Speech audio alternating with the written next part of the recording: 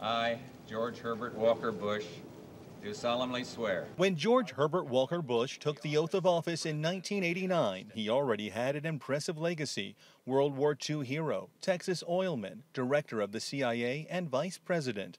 Politics would dominate his life. Bush was born in 1924 in Milton, Massachusetts. On his 18th birthday, he enlisted in the Navy, becoming the youngest fighter pilot in World War II. During an air raid in the Pacific, he was shot down, a rescue famously captured on film. I knew that if something didn't pick me up, I would be captured. Shortly after returning from the war, he married Barbara Pierce. They would have 6 children and 17 grandchildren. I think he's the wisest, smartest, most decent, caring person I know.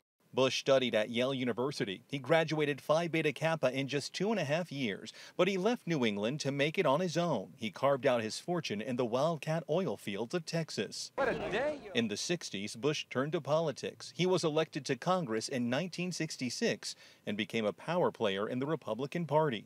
Leaving the door open. In 1980, he ran unsuccessfully against Ronald Reagan for the GOP nomination, then agreed to be Reagan's running mate. He was Reagan's vice president for 8 years before becoming the 41st president of the United States.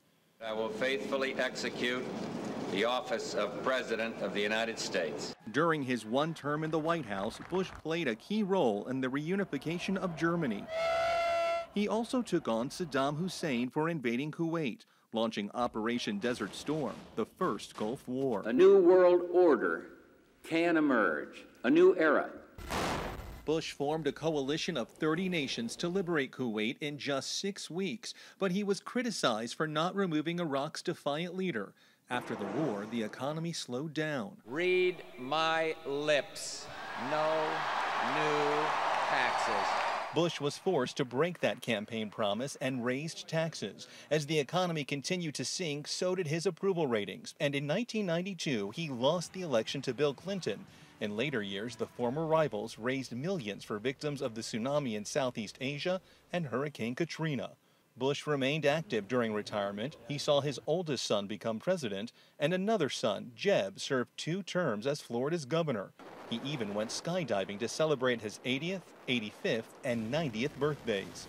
Can't play golf anymore, but I still can jump out of a plane. But in his final years, Bush's health deteriorated, and he developed a form of Parkinson's that made it difficult to walk. He used a wheelchair during a 2011 visit to the White House when President Obama awarded him with the Presidential Medal of Freedom. In 2018, Bush was at his wife's side holding her hand when she passed at their Houston home. He called her the most beloved woman in the world, his devotion to her to the end, never failing. Chris Martinez, CBS News.